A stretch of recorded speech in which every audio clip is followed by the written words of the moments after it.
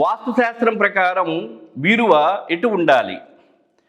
మీరు కష్టపడి సంపాదించినటువంటి ధనము నేలపాలు కాకుండా మీ అవసరాలకు ఉపయోగపడాలి అంటే మీరు దాచిపెట్టేటువంటి ధనము గృహములో పాజిటివ్ ప్లేస్లో ఉండాలి.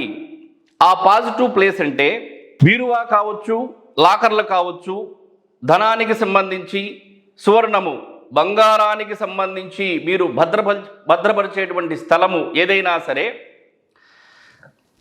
దక్షిణంగా ఉండి ఉత్తరానికి చూడాలి, పడమరగా ఉండి తూర్పునకు చూడాలి, నైరుతి మూలలో ఉండి ఈశాన్యానికి చూడాలి.